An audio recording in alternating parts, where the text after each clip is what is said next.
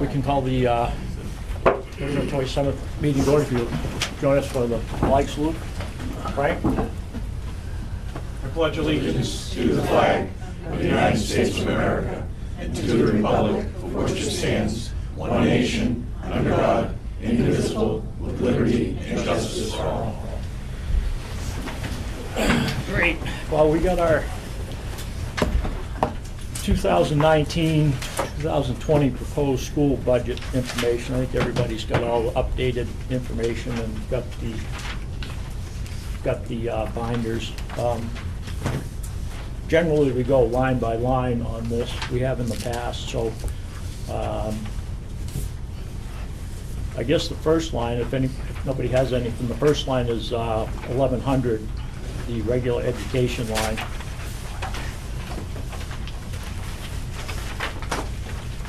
The CBA is not included in any of these numbers, right? That goes in, that's in a warrant article. And just double check, well, one of the handouts we have shows salaries.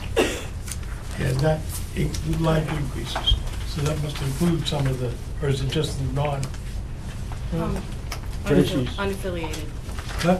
It's This one? unaffiliated. Unaffiliated? Unaffiliated. Okay. The salaries are unaffiliated.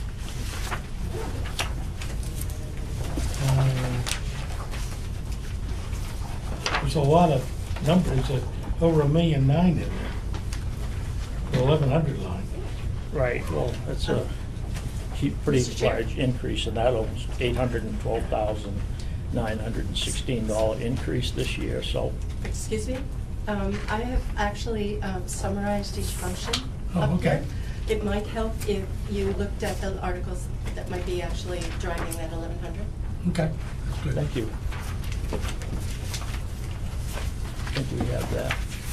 So as you can see, there are additional staffing positions included. 0.5 math interventionist. OG is Orton Gillingham reading specialist. There's a STEM teacher. There's a kindergarten aide, and there's a 0.5 curriculum coach. That comes to $249,774, and that's been lumped on line 1. That includes salary and benefits. Oh, Oh, I see what you're saying. So this is an increase of how many? These are teachers, the increase in teachers and tutors and that, so this. These are increased staffing positions. There's one aide, and the rest of them would be teachers, if you would. The interventionist are teachers, the reading specialist teacher, STEM teacher. What is a STEM? I'm out of date. What's a STEM teacher? Science, technology, engineering, math. Forgive me, I have a head cold, so it's a little raspy. Technology, engineering, and math. A law was passed last year by the Department of Ed that requires that we teach engineering, computer science, and digital literacy in every grade K through 12. That is something that we would have a hard time doing without someone who could actually deliver a curriculum in the engineering and the technology piece. Did you say you're teaching engineering in kindergarten? Yes, it's obviously age appropriate, and so there are curricula out there that have experiences the kids can do in building or drawing that would actually be considered engineering. So this was mandated by the Department of Education Yes. just this year? What?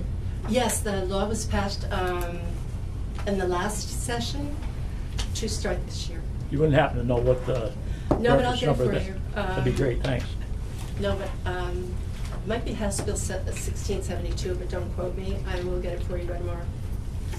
How many individuals do you have in that 249,000? What's the total number of additional positions? 1, 2, 3.5.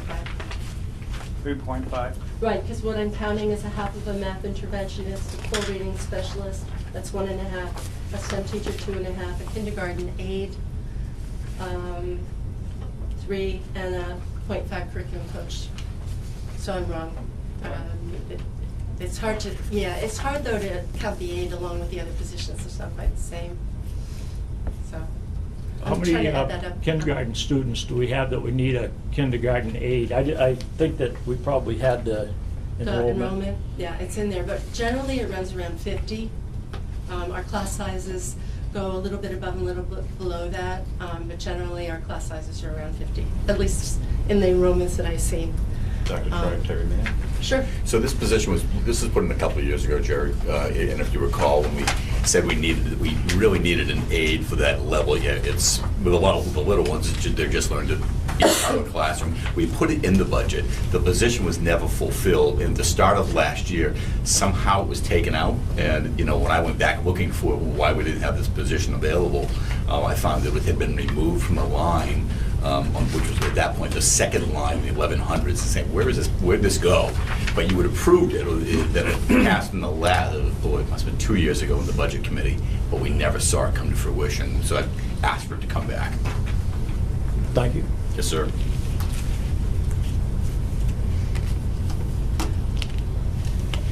If I can go to the slide before, I actually talked about increases in our fixed costs across the budget of being about $600,000. You're going to see that in the 1100s because you're going to see the $3,275 on line 18, which is the increase in the high school tuition. You're also going to see the regular education teacher health insurance. You're going to see that in the 1100s, the $70,488. You're not going to see the special ed function. We'll get to that next. As well as we have increases in teacher retirement. You'll see an ESL teacher in the 1100s. So a lot of that fixed cost you're actually going to see in those 1100s. Do you know for a fact that all of the new positions are going to be family health plans, or No, you just but we throwing that in? budget them that way. Oh, okay. We do. What's your student population?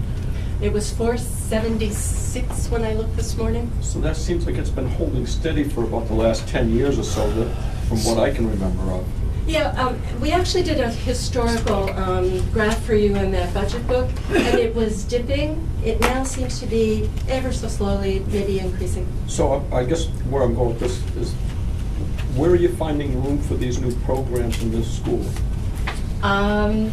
We are looking at, I believe it's going to come up in the bottom bullet there, the budget for a partners program and an activities hallway renovation. So we're looking at taking that space that's right outside this room against the gymnasium and creating some small spaces where teachers and students can meet. That will help us in some respects free up some other spaces in the school that we'll be able to use. And is that in the budget? Yes, it is. Do you have anything to add, Tracy? No, Before I move back to the 1100s, that second bullet tells you that there are some other positions that are new that you're going to find within the budget. They're not in the 1100s. That would be the SRO, the school resource officer, tech support, library and a nurse's aide, and a 0.5-day custodian. And so I'm going to go back to the 1100s. So are we changing the way we're counting students? Because that number doesn't sound familiar compared to prior years. Are we using a different system here? Are we, including kindergarten when we didn't before, or what's happened? That could be because the number that I just gave you includes preschool. Why would you have preschool? We never did that before. Counted in the number of students that we have in the Yeah, school. we've never counted preschool, ever. It should be 446, correct? I mean, if we want to compare apples to oranges from year to year, it seems to me we should put preschool in all the years, or take preschool out of this year, because it's confusing for us when all of a sudden you have a different dynamic and you decide you're going to put preschool. It makes it look like it's growing a lot faster than it is. All I can say is when we do an enrollment every month for the board, it includes preschool. And I don't have that history. I apologize that I've just been always counted preschool and didn't realize that in Wakefield prior to At the next meeting, could you restate previous years so they're comparable with this year? Probably. I have my best shot. Do you? What is the number then if you go from year to year on comparable basis? Well, right now, this is what was passed out the last school board meeting, 470, but then I subtracted the 24 from preschool, which would be 446. But in past years, we've had as many as 543 kids. This is from 96 to 2019. From 2012, 13 to 2016, 17, we had 421, 417, 414, 415, and then last year we jumped up to 428, and this has been a bigger jump to 446. But So we're going from 428 to 446 Mhm. on a comparable basis? Right, Okay. last year. Thank you. And may I ask one more question? What's your student to teacher and paraprofessional ratio? We have 3 sections at every grade level, so the class sizes are between 15 and 20. 15 and 20, and how many paraprofessionals in each classroom, and how many teachers?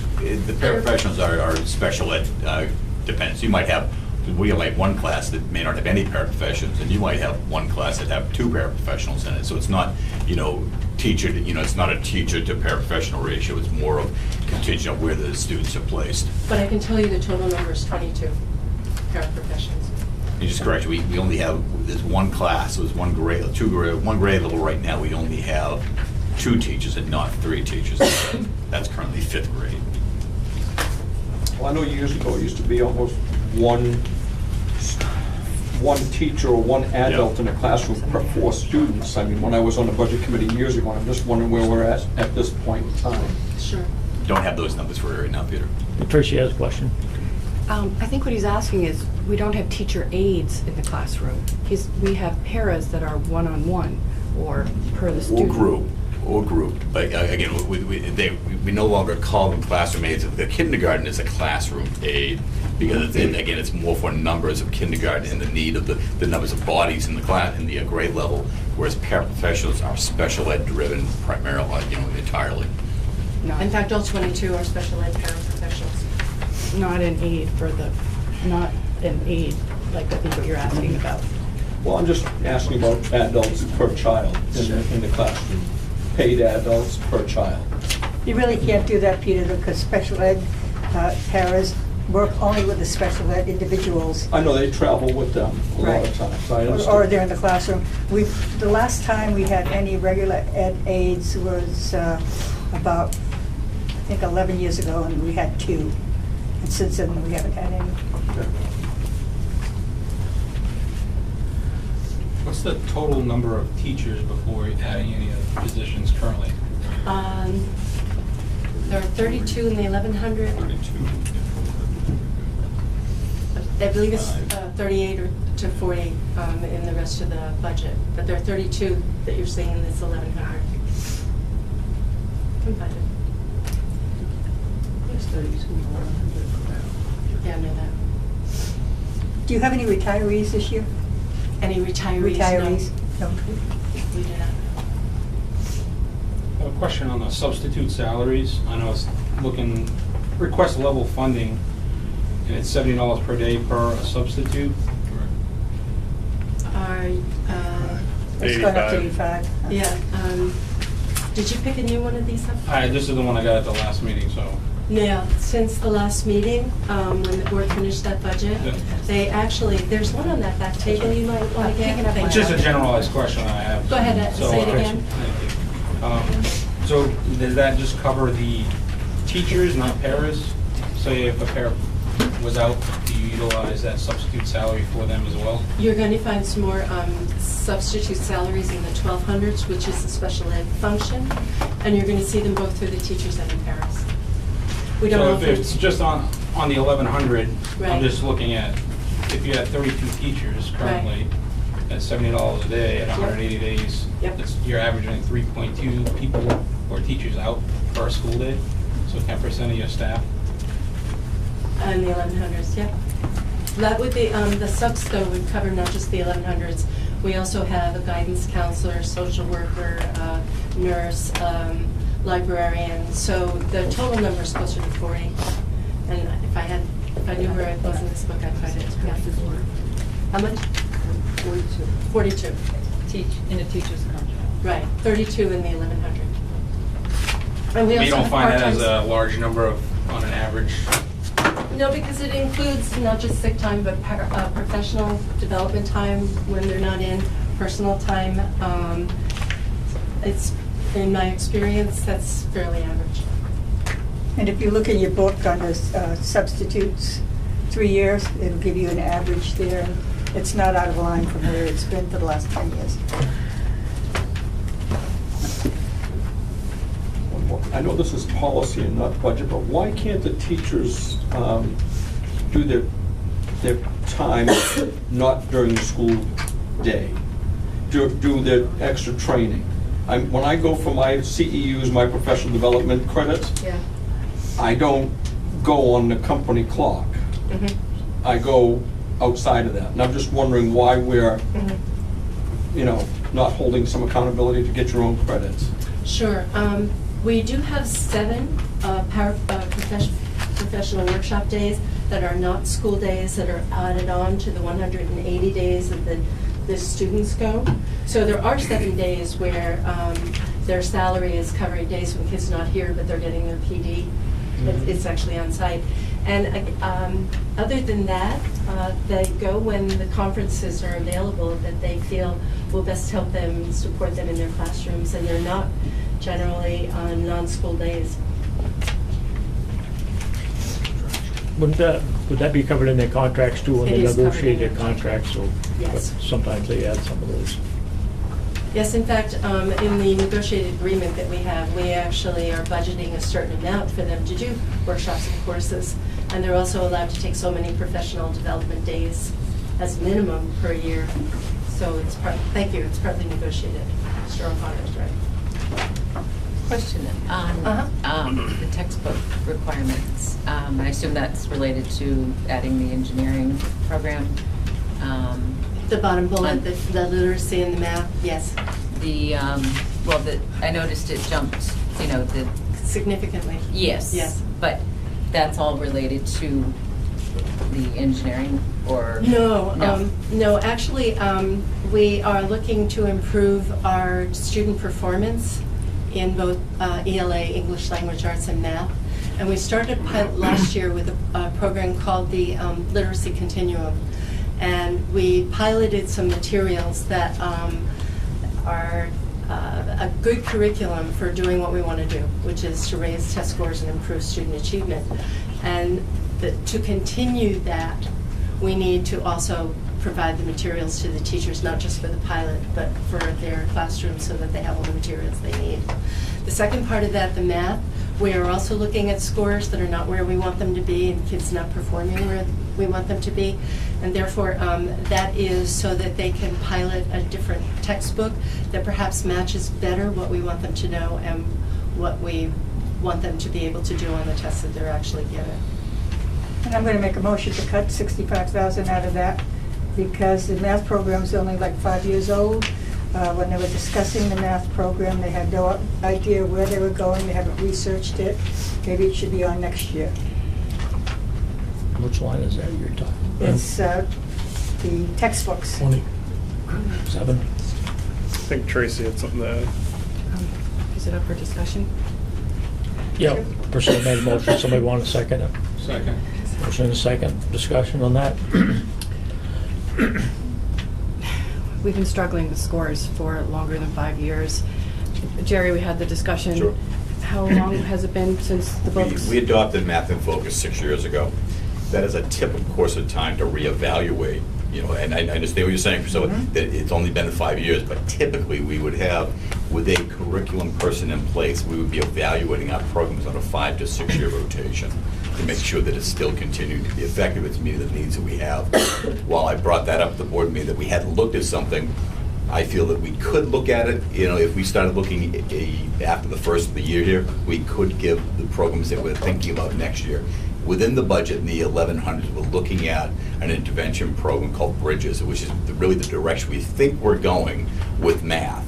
And that would be one of the programs I would begin evaluating test running here after the first of the year. Listening to the different companies and evaluating the program is going to take more than a few months, Jerry. It depends, when we did Math in Focus, again, we've already looked, our math people have already looked at the program, that's where they want to lean. That's why we looked at the intervention program that we put into the budget for this year. I feel, again, when we looked at Math and Focus, we looked at 5 different programs.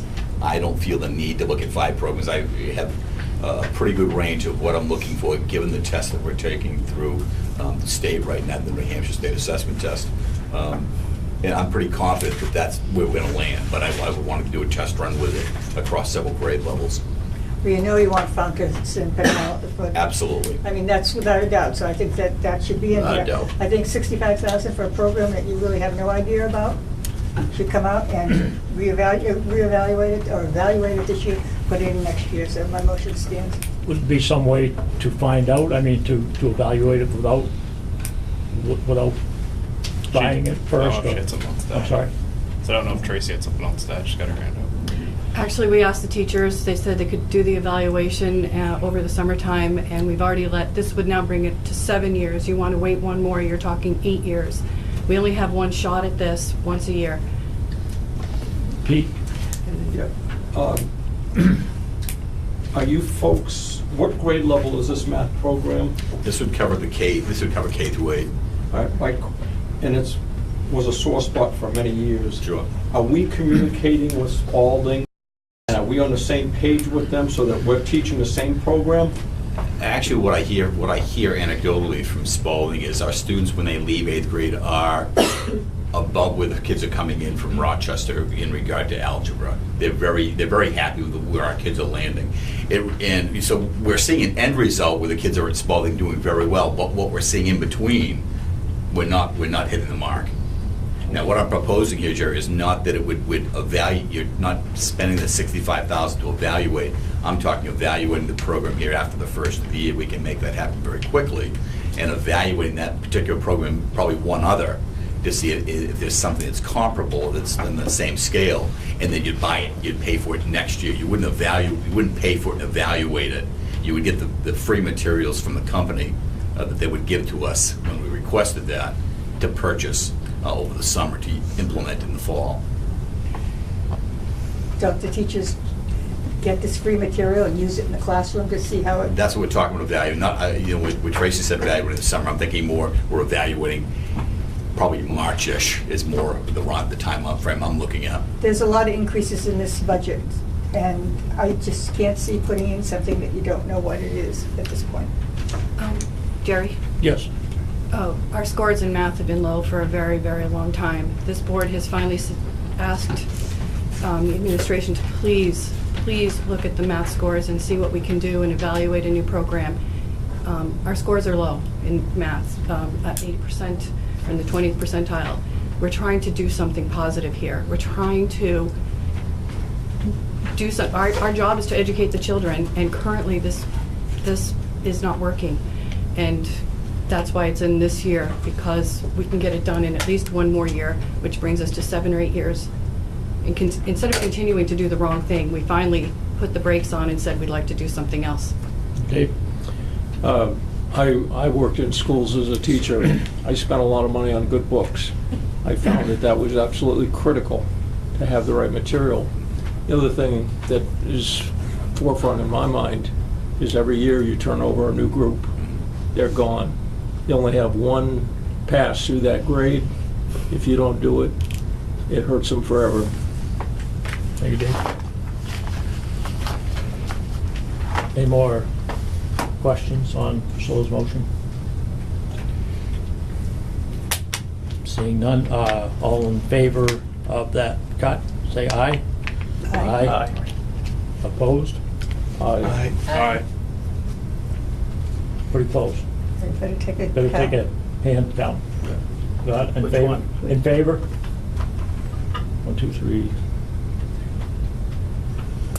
5 in favor of the motion. Yes. To cut, yes. And how many opposed? 6. Okay. Motion fails. Thank you.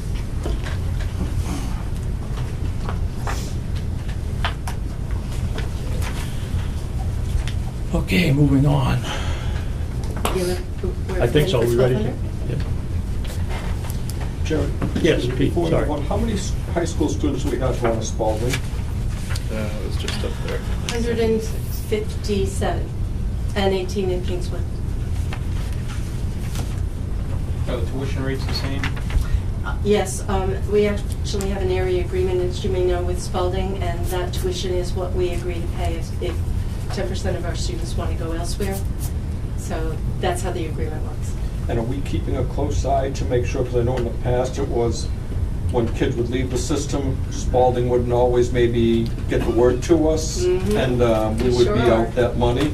We sure are. In fact, right now, we're questioning 9 students that were on the tuition bill that we just got, and we'll not pay them until we know for sure that there are students. Takes a long time. We check it almost on a monthly basis to make sure kids are being added or not added. How many were at Kingswood, I'm sorry? 18 at Kingswood, And 118 at Spalding? 157.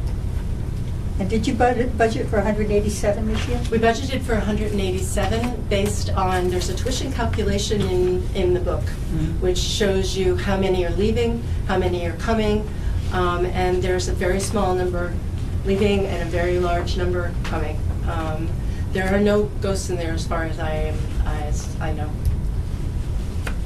Great, thanks. Ghost meaning we just stuck somebody in for the heck of it.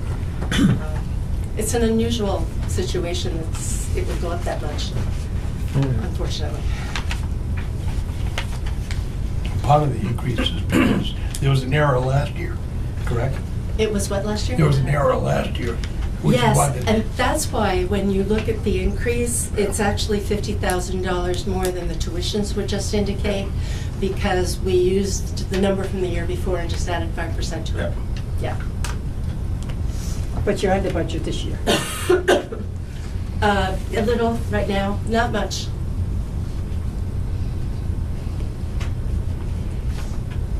Well, you know, we have done for 10 years, how many years? At deliberative session asked for the total of students at the high school level. And for years, we took 10 students out of the proposed budget. That was prior to the change in the law saying that the kids could leave at 16. So we backed off to 5 or 8, I can't remember what it was. It was fine. And that worked out pretty good for those years. So we'll take another look at it, I think, at deliberative session too. But I understand, I wanted to point out though, that part of it, the $50,000 of that increase should have been in last year's budget. You're correct. We under budgeted for the tuition. You're correct. Tracy, yes. And I just want to say that we actually went to the Rochester area agreement, and the tuition rate is accurate, current, and up to date. Okay, thanks. Yes, sir. Do we have any more questions on the 1,100 for $5,476,876?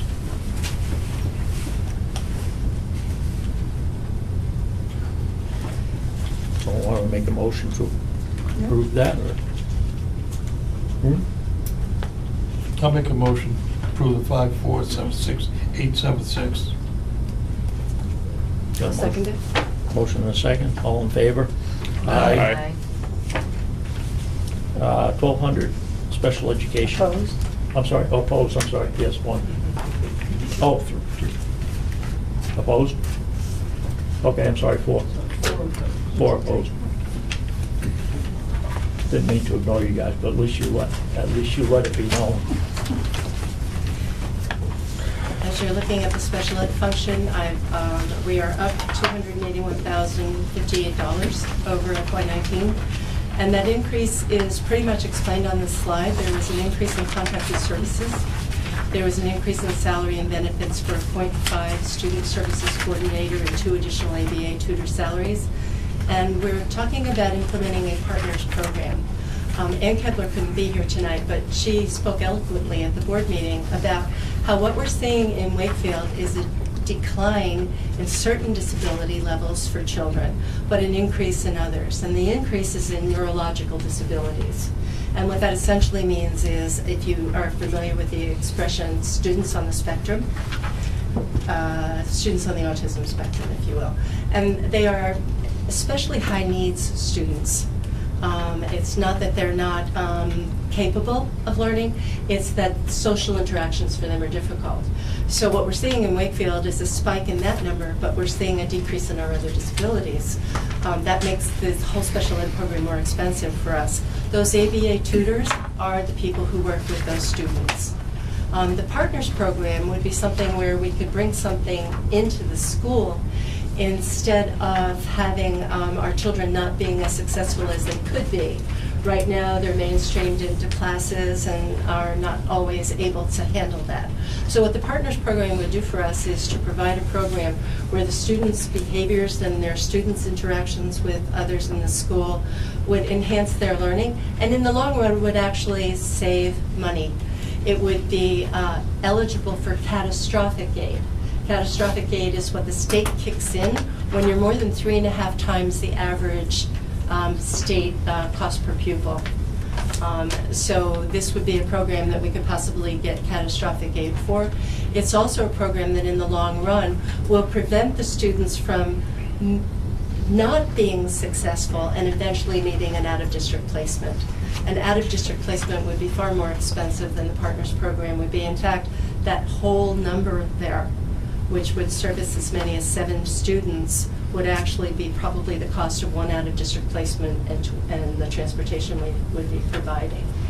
I think at one point we were told that it could cost up to $100,000, maybe more than $100,000 now for out-of-district placements in Many do. So that Partners Program, though, would also require us to renovate this hallway so that we can have some space in the school to do something like that. So you're going to see that the 68 is just for the Partners Program addition, and this 26 to renovate that hallway, which you'll see in Mr. Williams' budget when we get there. So the additional ABA tutor salaries would not increase. I don't know how else to say it over time, because we would be better meeting the needs of the students. They would be more successful. They would be mainstreamed to classes sooner, and they would not progress in their disability to the point where we would have to send them down. I don't know if you wanted to add anything. And we would bring one student back that's in an, thank you, that's in an out-of-district placement now. You're running out of hallway now. Yes, we are. Yes, we are. 29 that bench. line there, the student services coordinator salary, is that person is just student services for special education students? Because it's... She was originally the special education coordinator. She does the out-of-district placements. She's the person at Spalding. We had funded her having a grant, and it was the IDEA grant. We can no longer do that. We just try to push so much in there, we can't get any more in there. So her coming out gave us the opportunity to expand her responsibilities, but it's the same salary. It was just covered half in a grant and half in the local budget. She will now be helping with the supervision and evaluation of paras. She'll be doing more around data, because we really need to know where our students are, not just our special ed students, but all of our students. So she'll be doing more data work. So Jared, to answer that question, you asked the question, is it just for special ed? No, it's not. No. It fulfills a need that we really, that we've always had, and we had service when we had more staff at the SAU 64 when we put it back. There are still some needs we've had that we just can't meet. The same workload that we have with being in the school, but she would cover all the students. Right, like it was in the special education. Yes, sir. budget, But so I mean, that just was why because it didn't. Maybe it was because previously it had been had the Right. At general point, we should look at whether or not that should be split. But primarily, she's dealing with special ed. Again, she has another role that she would fulfill and looking at all the students, and hence the name, Student Services, not, special ed. Thank you. Yes, sir.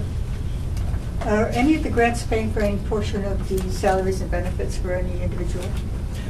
We are paying currently for one ABA tutor at Spalding.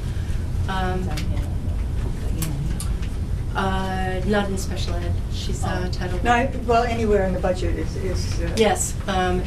We pay for an ABA tutor at Spalding. We pay for literacy interventionists in the Title I. In fact, we pay for 1.5 literacy interventionists in the Title I. What does ABA stand for? Mr. President is going to ask me. I'm sure he knows. Applied Behavioral Analysis. That's with BCBA. I can never remember. Don't ask me, I can tell you what ABA is. We need to have a sheet with all of the, every year it Education seems like acronyms, they add I more need a that. sheet. I may have missed something, but you're adding contract services, and you're adding 2 tutors, and you're paying for a program. And what do you The contracted services are what used to be called related services, and so they are speech, OT, PT, any psychological services that we might need for students, testing.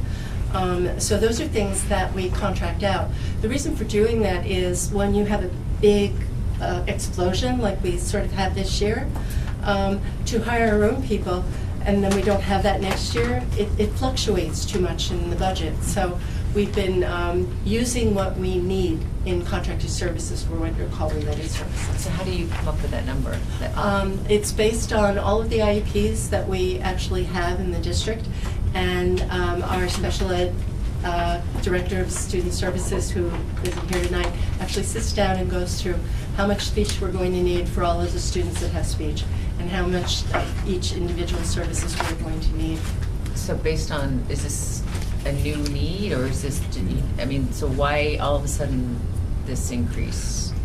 Increased need from students, as the superintendent was talking about earlier. You say it's based on the IEP need, and as we have students who have more need, or more students with need, it increases our contracted service rate. Okay, I thought I saw somewhere where the special needs percentages were going down. The certain disabilities are, Okay. others are not Okay. staying constant. Speech is pretty Tracy, typically one that continues to rise. As new students come in with our preschool program, new students that we're just meeting as they walk in for kindergarten that we've never seen prior. And so that can be a bit of a surprise when a student moves in and you say, okay, now I'm picking up a half a day of speech services for 3 or 4 children, and that spikes that number. So that number is based on the number of hours that are evaluated in the IEPs that we currently have, and again, that can fluctuate based on what we have for students who move in and out during the course of the year. I think Tracy had a question. We have had an increase. We have had several increases to the point where we're at our, Chris, I believe we're at our max at the moment, aren't we? What? I can tell you that the percentage of students at the Paul School with disability is 22.1. So you're talking about at least 1 out of every 5 students who actually receive services. So it did go up. That's a lot. 22.1% of the 22.1%? 446, right? So the total student population, okay, I was going to ask Yes, about that. and the state average is 16.3. So we're about 6% above the state average. And our OT and speech services are here full-time, 5 days a week. So our PT's not here that often. Our OT and our speech are busy all day long.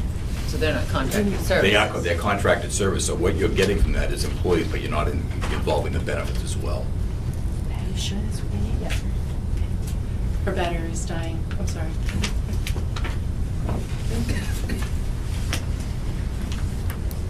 And obviously they're busy all that time. They're not No, they sitting are. around. They are certainly very busy. And again, sometimes they're picking up students who, a screening to say, do we need to increase our services here, or is this something we can do otherwise for right now that we don't have to include them in that, and again, raise that rate? Or, maybe you got somebody that full-time who's already busy. It's you're giving them more work to do with less time. Yeah, of course.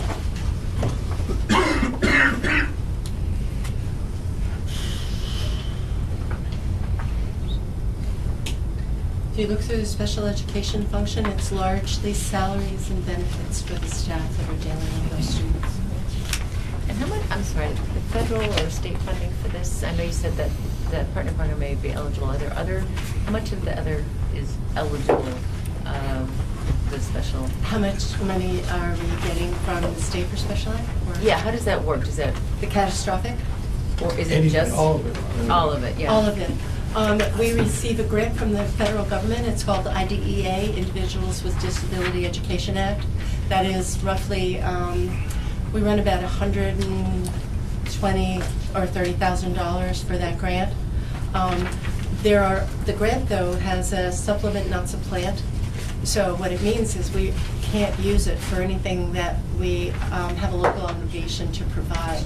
For instance, we can put a new position into the grant, but it can only stay there 3 years, and then it has to be picked up by, So it doesn't help much. It certainly isn't anywhere near the 40% that the federal government thought they were going to when you consider we're getting a little over $100,000 on a $9 million budget. Catastrophic aid is something that the state offers, and while it sounds like, you know, that's a great opportunity, you have to be 3.5 times the average cost per student. So right now that runs about $50,000 per student.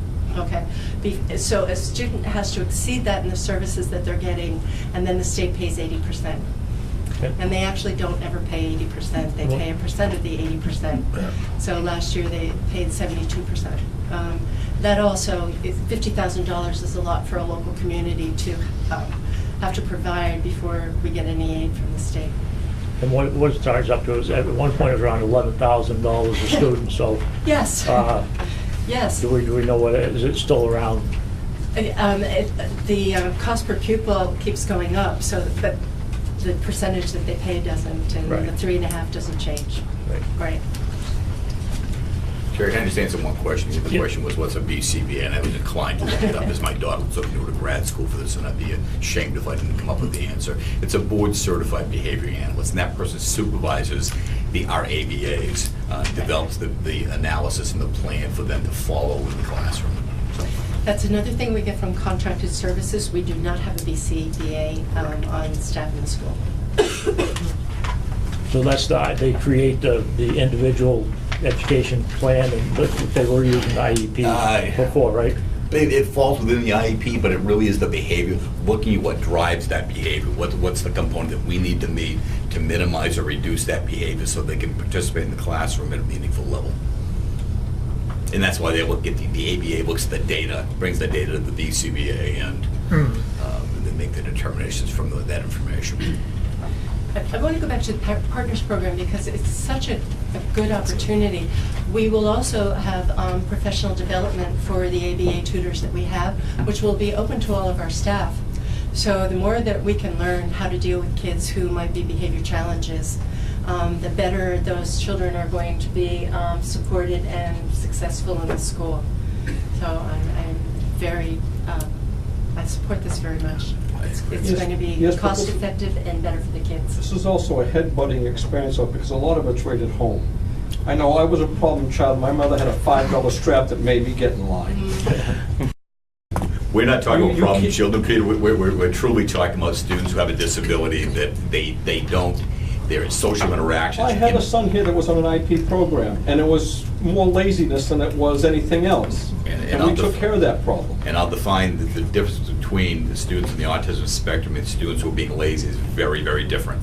I can recognize students who may be on that spectrum before they're identified. Now, would they have a medical diagnosis before Yes, so they have to have a medical qualify for that? diagnosis, So I yes, mean, sir. Any student that IEP has to have a medical diagnosis. Yeah. Just for my own clarification, like 967, contracted services for high school. So if Yes. the student needed something above and beyond the normal things that Spalding or Kingsville would provide, we're responsible for supplementing that. So We if they are. needed contracted services in high school, that's not included in the Not tuition everything. rate? They're normal. Their special ed department provides a variety of services, but if we have to provide something above and beyond, we are charged for that. And we budget for that, and last year it ran about $75,000 in extra cost for extra services for our special ed students there. I thought you had mentioned that nobody was retiring, but it looks like we have a line in there for retirement support. Is that different from teachers, or? Yes, the state of New Hampshire offers a retirement program, and there are retirement for teachers and retired for employees, and the support staff are considered employees. Okay. So teacher rate is 17.8. I'm not sure what the employee rate is. Teacher rate went up, employee rate went down. And it's all actuarial based. 11.17 for employees and 17.8 for teachers. James, yes. Down on the private tuition, is there a cap on like what is? They can charge us? Yes. No.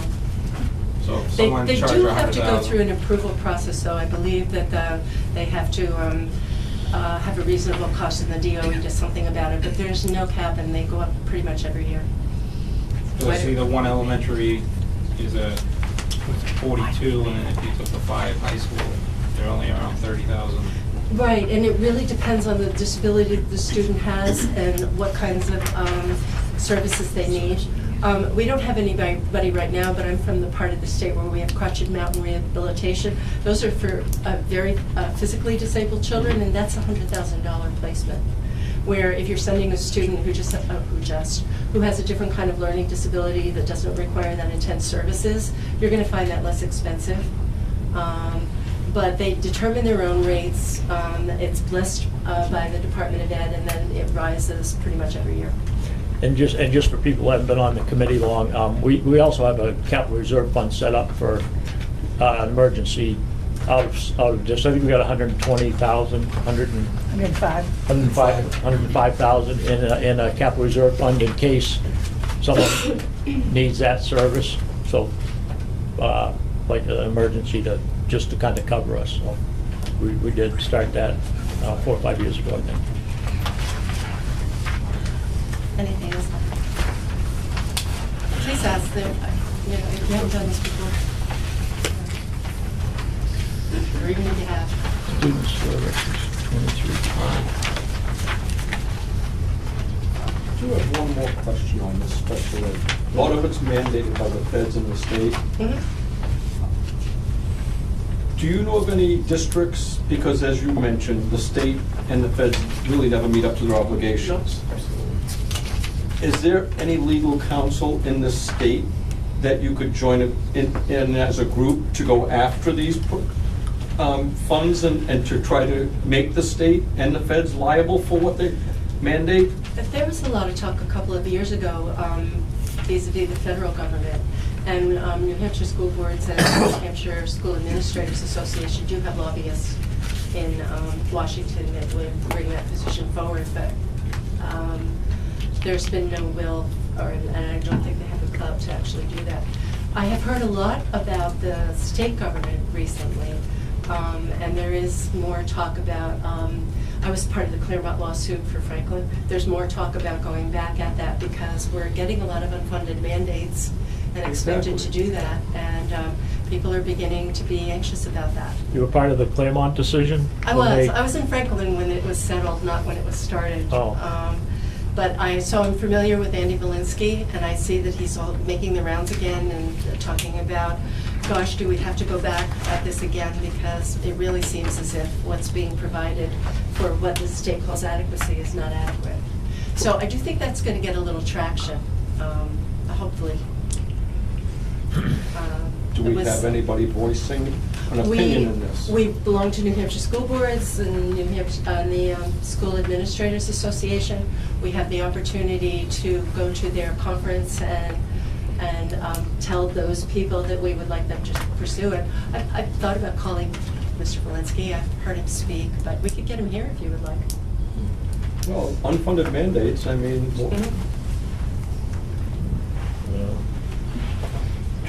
Yes, I'm sorry. On the line 79, on the tuition private high school, do we have 5 known kids going from 8th grade to high school, or additional ones that will need the... No, these are actually 5 current. Current? Yeah. There's a $26,000 increase?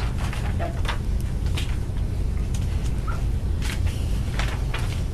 We expect that they will continue. And they go to age 21, correct? That they go to... Age 21. Age 21. Is it 21 or yes. 22? It's 22 They in can. Mass. You can. 21, they can't, they don't always, but they're eligible. Right, as long as they don't have a high school diploma or accept a certificate of attendance. Correct. Yes. And we're buying new software for the sped department? $5,000? Tell me what line, because I think... It, 90, right? Is that what we're 90? talking about? No, it's up 85. 87. I'll find it. Oh, the EdMark, the AZ reading, and the ACE curriculum. I think that was budgeted someplace else when we pulled it out. I'm not sure. No, those are specific to SPED. They are specific to SPED, 1200. but this, I believe we're using most of those. The ACE curriculum is part of the ABA. will. Yeah. Yeah, that's what you would be, we use part of it now, but that's what the curriculum would be based on for the partner program. Reading A to Z is a reading program that allows students, it's online reading, gives them access to a lot of different types of reading material. I cannot speak to Ed Mark. Oh, I know Edmark. Edmark is a site-based reading program. Some students simply can't decode, and so that would be what we call a level 3 intervention, and they simply learn sight words. It's a very debilitating disability for students that can't read words. Yeah, and it's called Edmark.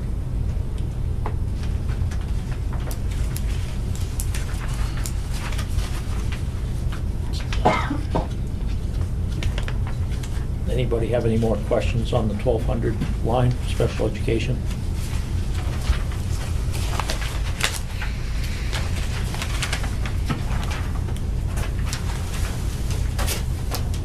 So, no notes on this one?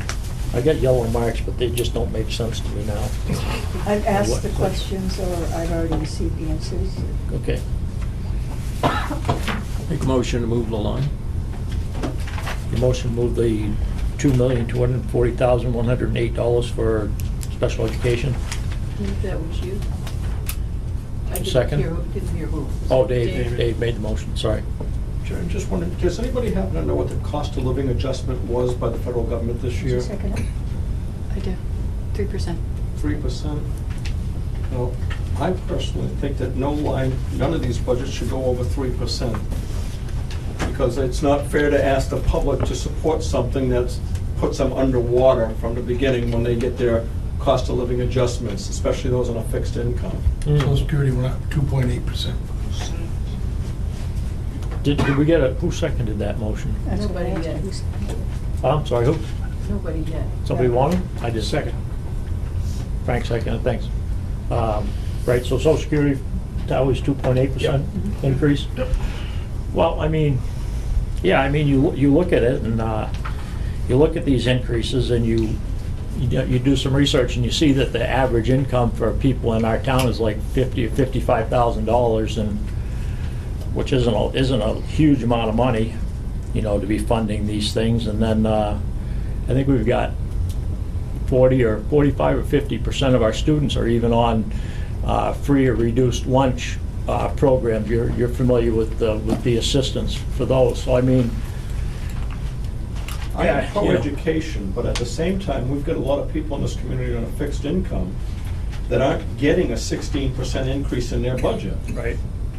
And for them to have to pay up 16% puts them down in the hole, 13% anyway? Right. So how do you justify that? Well, I mean, and that's our job, is to try and strike a balance, between the two. We don't want to be taxing people out of their homes. I mean, and things So like we're that. I doing- mean, and that winds up, that's the dilemma that you have, to have adequate education and adequate support. I mean, we got pretty good increases in the town budget this year too, so I mean, yeah, I mean, it just has to be, have to try and figure out where the balance is, I guess, and put our heads together and make sure that we can provide a reasonable education and also, keep things affordable. Tracy's just dying to say something. I see see her that. hand just bounced. She's about ready to. I did see you. Just a little history for you. I have some numbers that hopefully they're just numbers, they're facts. It's not opinion. Last year's budget was increased by 0.5%. The school budget last year was flat. The budget committee gave an extra $50,000. It didn't increase by cost of living last year, only 0.5%. Set us back. The cost per student for Wakefield is $14,300. The state average is $15,400. We have been below the average since 2014. Let's see. We're among the highest property valuations in the state, about 19%. Of the 11 towns that have similar valuation to Wakefield, we are third from the bottom. The average spending of that town, who has a valuation of approximately 900 million, is $12.57 per thousand. Wakefield spends $5.92. And again, these are just facts, not, this budget would raise, is $1.48 per thousand. For a $200,000 home, that would raise it for the total of the year, $290 for the year. Mind you, that's raising it on top of what they already pay. As I'm just trying to make the, you know, the I'm numbers just, fact. honestly, they're just facts. They, I just, you know, I needed them myself. I needed to know what we were doing, what the numbers are, and let you, our job as the school board was honestly to develop a budget to let you know what the obligations of the school are, and the educational goals that we want to meet and change, and the 0.5% was tough. We've been on a budget freeze since, well, last January, and but that's it. But last year was 0.5%. This year, so we spent $592, and the board tried to help create something that would meet our obligations and the educational goals of this district. And we're proud of those numbers. I'm sorry, do you know how much the health insurance went up? What percentage? I do, actually. The health insurance actually went down, but unfortunately, we were under budgeted last year. Dental went up ever so slightly, but I believe it was 6% that the health insurance went down. 5 point something. 5 point something, but unfortunately, it wasn't budgeted properly last year. So we're making that up in this year, okay. That's why the increase was larger this year. Okay.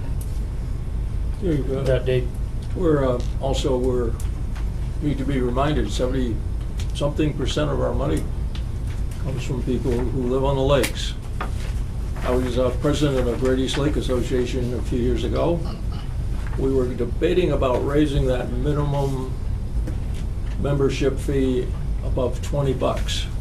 At a meeting, I said, straw vote, who thinks we should have the minimum to be a member of the association, $40? The whole crowd raised their hand. So our money problems were solved. People that live on the lakes are not on welfare or food stamps. They're doing pretty good out there. They're willing to spend their money for things that have value. Well, and I appreciate that. The lake thing comes up every year. I mean, we all have the same stake in the town. I mean, our vote, our word, our everything that we do is equal, whether we live on the lake or whether we live off the lake. But we certainly appreciate, you know, the donation from the people on the lakes. I mean, that's kind of like the secret that we have in town that maintains the balance that we have. You know, we do have that resource. You have that resource over in Wolfboro, Dave, because you get Winnipesaukee. I mean, you know, the tax rate and expenses are pretty low over there because you got millions and millions of dollars worth of property on Winnipesaukee, but. The greater Well, portion of this actually- community is not on the lake, I would remind you. And a lot of it's retirement.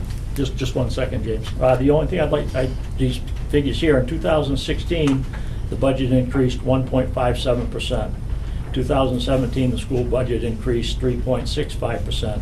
2018, the budget went down 1.4%. 2019, the budget went up 2.85%. 2020, you're proposing it to go up 16.14%. So that's, was that $1.48, $1.48 a thousand? Okay, yeah. Yeah, So how does that average out? I'm sorry? How does that average out between all those years? The average is $2.51, 2.51% is your average. Including the 16%? No, not including the 16%. Okay. James, you had a question? What was more, what was the number that you said per, an average $200,000 house would go up? $296 for the So, year. The new tax rate went down, but the assessed values went up. Mhm. It would And net- my own property taxes went up almost $500. Right. And then to add on another 290, we're looking at almost $1,000 for someone in a similar type home. Right, you're gonna have an increase from the town too, so, because of the town. Well, I understand there's budget a went up small a little bit too, so- increase in the town as well, but I think, Plus you have CBAs that aren't in here, the collective bargaining agreements for teachers and paras that's not reflected in here. There'll be a separate warrant article that will impact taxes. Well, like I said, we saw a great decrease in the tax rate, but I think maybe I'm just speaking for myself, that I was kind of sticker shock when I opened up my tax bill to see the assessed value went up, and then still had an increase in my taxes. Well, the tax collector got almost, I think, 4 dozen phone calls Oh, I'm sure. in her office. I think she had to take the phone off the hook. I mean, so people are, But then to see a 17-point-something% increase in 1 year is quite substantial. it's huge. Jack? More than just 1 year, though. It's Right. it's like $290 annually ad Correct. infinitum plus annual. And so it is necessary increases, except when we look at every year from, it's not going to go down every year from here on out too. So that is a really big jump. Well, it is, and it's going to go up. I mean, because well, you see how the grants work. Because we get grants, we had a grant position in here, paid half of it for 3 years. They do the same thing with the police department. The grant is the hook to get the person in and To get bring them, someone in. and then they pass the cost along like that to the taxpayers. I mean, yeah, I mean that's a huge dilemma. The problem you run into, I think some of these, if these are mandated by the state, I mean, obviously, there's a lot of federal and state mandates on education, and I mean, we're obligated to pay those by law. So I mean, discretionary part of the budget is pretty small. I agree with you with That's special ed. what- Special ed, there's not a lot you can do about it. It is what it is, and it's mandated. There was a lot you could have done with 1100s. Well, we could, there's things that could be, I mean, this isn't final. I mean, we'll have another meeting. I mean, we can take this information and people can do research or do any more. I mean, we'll have another meeting or possibly 2. So I mean, this is just like the town one. I mean, there's nothing that's set in stone. I mean, but I mean, Pete makes a great point. We need to. Our job is to, provide an adequate education and protect the taxpayers, and it's always been fairly easy. In previous years, 2-3% increase. I mean, but when they hit you with an 18% increase, I mean, then. And then what's That's next year? more difficult. Well, we don't know. Well, I know what you don't, you never know, Well, you but- don't, but I mean, just a window into the future, just 1 second, but a window into the future is that the school board proposed this budget. The school board has a space needs committee that they formed. Now, you wouldn't form a space needs committee if you had too much space, right? So we're obviously, if you look in your crystal ball, there's gonna be an inclination to either add on to this school or build a new school, or you're gonna have that to consider. We have the SAU. When we did the withdrawal plan, we used one of the modulars for the SAU office because it was inexpensive to do that.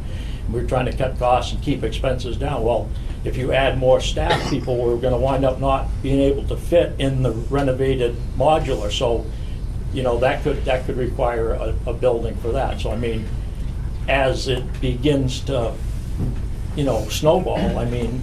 Years ago, we Peach did an Point's gonna- extensive study, and we put together a committee that researched everything, and as a matter of fact, we ended up with the modulars when it was actually proposed to do a $14 million addition on this place. Mhm. There are certain needs, so many students to have a middle school to meet the academic needs for those children.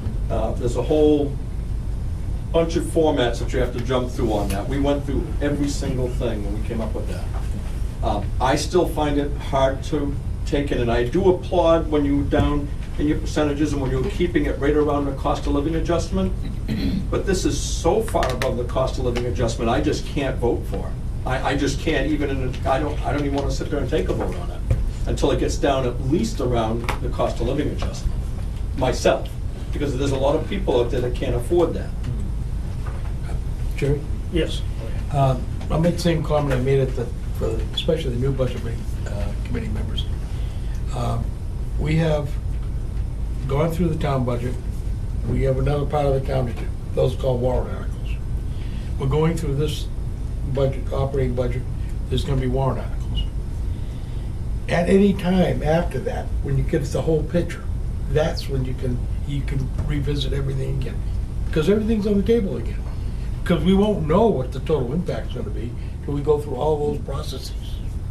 Yeah, you're right, Howard. So, just because we vote on something doesn't mean it's done. I understand. Just wanna make that. Right. I mean, well, we got a lot of new people, so try to keep everybody Well, you know, informed. I The mean, one thing I'd like to add, even if it gets past us, this has to get past the voters. And they changed the law considerably on default budgets. So the risk we run, depending on how much press there is on this budget, and how fast it travels through the community, but if the public says, wait a minute, I'm not going for a 15% increase, you guys have to think about operating on a default budget, and I'm telling you, that's a lot less than you have this year, the way that they're calculated. So you may want to try to make everything up in 1 year, but the risk you run is the voters rejecting the whole damn thing. And then we're all going to be in a real hard place. So my take on it is, I know we need a lot of things. We're not arguing that. I think the prior school board kind of held down where they should have been expanding. But to try to make everything up in this year, you're running a real big risk with the voters. right. Well, I mean, I think, last year, I remember we had a discussion because, I mean, I was kind of surprised because last year we had a discussion to eliminate 3 positions. I think everybody remembers that. We had a long discussion, the school board, the SAU staff, the budget committee was all unanimously in favor of eliminating these 3 positions. Well, some deals went on or whatever wound up happening. Some job descriptions got evaluated and some duties added, and it was added back in. They were added back in, but I mean, it's kind of a turnabout to come back this year and you know, be looking at like 5 or 6 new positions, and then you know, all the new spending on top of that. So, and I don't think we know what the warrant articles might add up to at this point, but I think this horse is dead. did we do it? Did I we? think we beat this horse enough. Yeah. So, what was your motion, Pete, to limit it to 3%? I don't have a No, we motion, didn't. I'm just saying, I'm just gonna hold off on voting for an increase of more than cost of living adjustment, or somewhere close to it. Got a motion on sped. That was on the bottom line for the sped, right? Okay. Got a motion in a second. Okay, yeah, that was what sparked Pete's discussion. Yeah. And, well, I mean, and I think it's important to, you know, a lot of people don't realize, they might not realize the position that, you know, that we're in too, so. But I think, you know, that to Denny's point, I mean, the budget was really low last year. I mean, and if, you know, I mean, Tracy, you admitted that the budget was pretty low last year, and I think we just barely made it through. And I think you're familiar with the 2018 default budget, and I think that would be extremely difficult if the voters. Particularly in the new way that it's been Calculated. Yeah, defined. Right. We do have We're to in the take same- catch up, I think, really, because of the, especially not last year's budget, so, this current budget, but the one before, being a minus 1.4. Yeah. So that tells you right off, you have to make some adjustments, but Like Denny not said, 16%. you gotta do it gradually, so We're voters between a don't. rock and a hard place here. Yeah, I know. Yeah, I You know, mean, the- I've already looked at it, tried to decide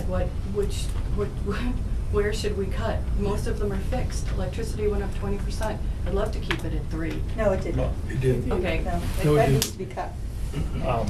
Only the supply line went up 20%, not the whole bill. Okay, well, then, that would be great. If you, I'm gonna cut that'd be that great. 75. I get that Go for straight. it. And you know what, So I would be thrilled if it was 5 and we could cut that one, believe me. Just- Not where I want to put it. The original paperwork we got with the budget that hadn't been approved apparently, that had an $800,000 increase, and then we got this one was like 1.4 million, so there must have been, I didn't go back. I mean, I spent some time on that first one because I thought that was the actual budget we were gonna be reviewing and looking at, but once I got the real one, I didn't go back and compare line to line to line. I don't know if anybody did, to see where the differences were made from the budget that we got on the 19th. Yeah, I did. Did you? I did. You did? I did too. To a fault, yes. But, yeah, I mean, mostly a lot of what they've highlighted already are some of the changes, like the partner program, that's one of the big changes. Go ahead. I would like to clear something up in that the fixed costs, just things that we cannot change or haven't asked for or haven't even remotely tried to improve the school, is at 6.5%. If we go back to the first one, it was 6.5%. Pete, I'm over that without adding a book. I'm over the 3% without even adding a book. I think it goes back to what Dennis had said, gradual increase, but 16, 17%. I mean, and the cost of living adjustment for those on Social Security is 2.8. It just, those numbers just don't work for me. If you go, without even touching a thing, we're at things that we cannot change, and it's even further. Understood, Going but I'm saying forward, we got to get closer to that 2.8 than 17%. Utilities, things that we haven't even changed in the school, we haven't bought a book or a piece of paper, and we're up over more than the 6.5%. And it has nothing to do with improving education, or it's simply paying the fixed bills. I agree.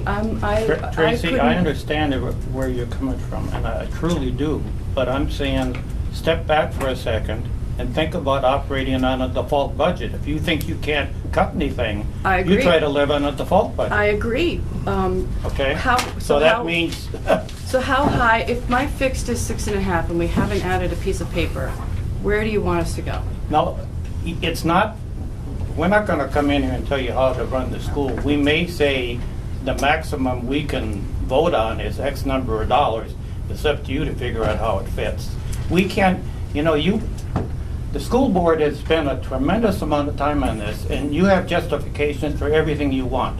So when you go through one item at a time, you can convince anybody that you need it. But in total, I'm just telling you, it's going to be a real hard sell. And even if it gets past us, I'm telling you, there's an awful lot of voters in this town that are going to be shell-shocked at a number. And if it doesn't get past them, we're all in a world of hurt. So, I mean, we're running, in prior years, before they changed the law, the default budget was larger than the regular budget. But Concord changed it this year. So it's a huge risk to try to inflate a budget and have it rejected by the taxpayers. I am familiar with the default budget, actually, but we're starting off at 6.5. We haven't even put a toe in the water here. And this board, heart and soul, wanted to improve the education for the kids and not be the 20th bottom percentile. I understand that completely. I'm not faulting anybody on the work that's been done. I'm saying it's got to get past the community. We have to all think about what's the lesser of two evils. I don't know where to start. To take less than the 16 or operate on the default budget. I just simply... Okay. No, I don't want to see any more of that. Now, I have one more comment, and this has nothing to do with this group, but the one item we can never ask any questions on is the special ed budget. And the reason that irritates me is it's a bottom line budget. So there could be a mistake in here. We've got 4 coded children or 6 coded children at $35,000 a year. We can't ask the name, we can't ask the age, we can't ask a thing. So we've got a $2.2 million budget that is truly confidential, but however, if the school board put an extra $400,000 in there on a bottom line budget, we can't ask a question, and now it falls to the bottom line. And that, as a taxpayer, irritates me.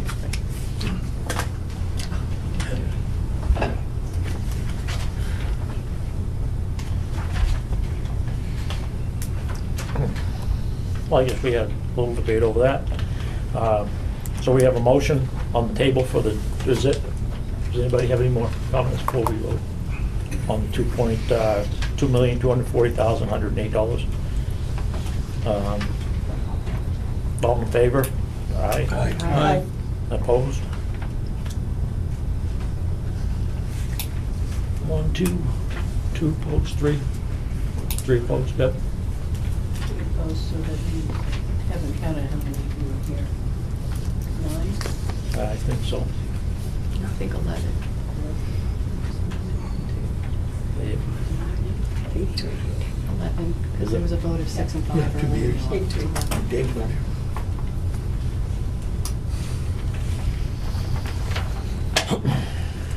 That's 8 and 3.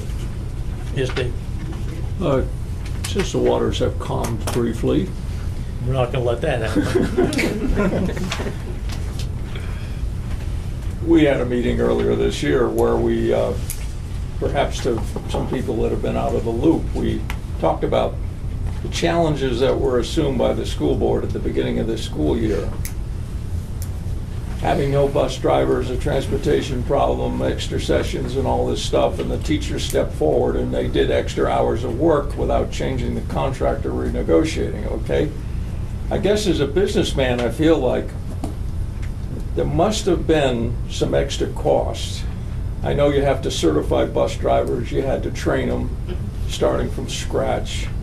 There must have been extra costs involved with this roughness of the challenges we had.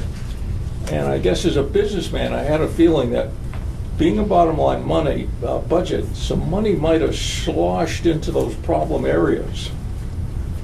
Because in the end, you didn't overspend. And I'm thinking, like, where did the money drain in order to fill in some of these unanticipated things, like you didn't know you were going to have no bus drivers? Right. And I guess, you know, might be able to see it in there if you really put a lot of time into it. But that would lead me to the thing, in a business, if you defer maintenance and things like that, it comes around and hits you. And I'm wondering if somewhere in here, these increases, we might have neglected some things. Well, we wouldn't do that because we got this problem, we'll fix it. And I'm wondering where in this budget, we may be making up for things that we didn't do. You know, it's great if you can go in and say, oh, the budget went down, everybody's smiling and happy, but in the end, you're behind somewhere. There was some program you didn't buy or something you didn't fix. Tuition line was down, we know that was down last year, that had to be increased, and we lost, would we miss 40,000? We lose 40, We we lost missed a 40,000. grant for You're correct. $40,000 for food services. So, and the other transfers would have been authorized by the school board, right? When you transfer money from different accounts, the school board's It would, approving that. Having inherited that budget, I thought the same thing. We were over 300,000 in our tuitions the first year, and 100,000 in transportation, and yet we managed to come out $30,000. And I thought the same thing. Well, where didn't we spend the money? But yeah. And we froze the budget, but the staff are used to not asking for very much once the year starts. We froze the budget from That's January. essentially why a zero budget seemed to be a reasonable thing last year. I think that is the one that is killing us now. It really, we really had things that we should have put in that budget last year that would have prevented this from happening. And I think largely that was not still understanding that we had expenses that were not articulated in the budget. So you're right, but I don't think it was that first budget. I think it was bringing in a zero, thinking that was the way to go. That to me is, I think we'll be in a deficit position again this year. But we did have some errors that were playing catch. I mean, as Howie said, we made a big True. mistake on the tuition, we made a mistake on insurance. Mhm. We got a lot of things that True. should have been in the budget last year Yeah, that weren't there. And Which would have reduced this Exactly. increase. yeah, and now they're in here, and Exactly. it's hurting us, but it's a fact that we've got to cover it. Yeah. Yes. So, It's the education of the voters, so they understand yeah. that it's all not new money, it's a No, that's correction right. That's of right. past years. Absolutely. This reminds me of that conversation we just ended. You're right. Yeah. How about co-curricular, 1410? I have a slide up there.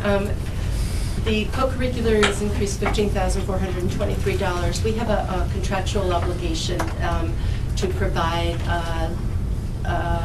co-curricular activities in the CBA. And that contractual obligation for next year is the number that you see. As soon as I can find it, $16,150. This is in the. That's in the CBA? CBA. The CBA hasn't been approved, has it? No, this is the current CBA. Oh, sure. It goes up every year. And the current CBA is 16. I think this was just Where did budgeted that wrong in the past. It's $6,095 always come been from to increase 16.1. CBA? It's always been 16,150. I think so. No. I don't think it went this year. I think it was just never budgeted. It wasn't budgeted Appropriately, right. It didn't actually increase. It was just never budgeted properly. Oh, There's no increase. It's been the same for the last 3 years. wait a minute, doesn't, now, Right. correct me if I'm wrong, in the CBA, we get numbers for each year. Right. It includes salaries, benefits, and wouldn't include this as well? Yep. So it shouldn't be in here. Because you've got a new CBA you're working on. Not yet. Not yet, that's right. Okay, Next year. gotcha. My ears were off. But Are you saying But that the the last 3 years it was budgeted incorrectly? Oh, was the it? Appendix B is 16,150. I'll have to check that out. In the CBA, it is 16,150. 16,150. Did we get a CBA in here? Yes, The last year, the ones, It's the last Last page. one. It's the addendum on the last page. okay, mine's still being confused. I thought that 16,150 would have been in the warrant article to approve that contract, I thought. I thought they were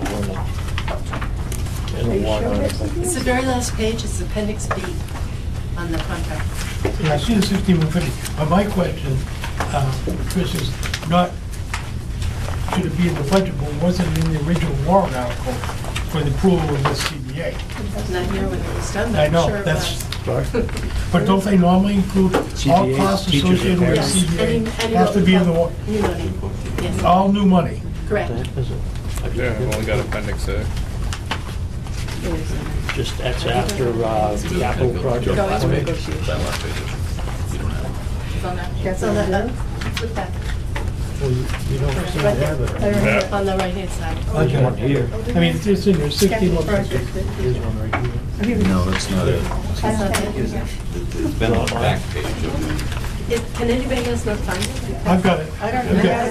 have it. Jerry should have it on, it should be on the back. Is that the same as this one? Just the one line. Somewhere else, yeah. What paragraph? Somewhere else, but what it is, Yeah, is yeah. a list of, It's the union contract. And the third, yeah. usually somewhere. Somebody told me, Charlie. we shorted you. Thanks, Howie. Okay, that's the question then, because if it was already approved by the voters, this approval of the CBA, it shouldn't be in the budget. Appendix B.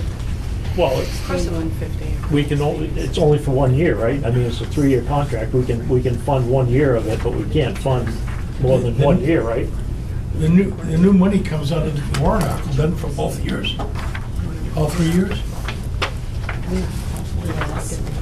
So, But then the money has to be in the budget. Okay. Yeah. thank you. I just answered my own question. Thank you. What page was that on, What page is that on, Tracy? Tracy? Excuse me? What page of the CBA is that on? It's on the page 18, the actual very last page. On the back, like the back of it. That's true. So, You don't have it either? No, I don't have it. What? Here, Do you want you it know what, back? here, Jerry, want to give this to Priscilla? We got this one page going. Alright. It's in there, the number of the Appendix B. It's right in there. It's the very last page. Yeah, I see the number, but where's it come from? It's been included. Anyway, I want to see it listed. there was no list for how that money was divided. A committee met every year, and people applied for stipends, and the committee decided on a yearly basis. Really? Yes. so there's nowhere in agreement that it says see Appendix B? No, Or there is not. And I'm used to contracts actually having that list. Yeah, But this- we've Yeah. always had it. I've never Yes. seen, never noticed this. Well, this one wasn't ours. So like, all I can do is show it to you. Thank you. So how'd you pay for it if it hasn't been in there the last 3 years? Money has been in there, but based on usage. So the staff were not necessarily applying for the whole 16,150. There were some things in there that should have not been considered co-curricular. So we cleaned up a lot of that at the beginning of this year. So there were certain stipends that were being given, let's say for a volunteer course, which cannot be considered co-curricular. So we cleaned it up so the staff would have the money that they're supposed to have next year for the things that they are going to approve, and move some stuff into a stipend line in the 1100s to pay for the stuff that was in there that shouldn't have been. So this still may not be used. Correct. Okay. But we have to budget it, because that's the number. Well, you don't budget all your PD, Yeah. or else you'd be budgeting a heck of a lot more than it's in there now. Correct, based on usage, you're correct. Right.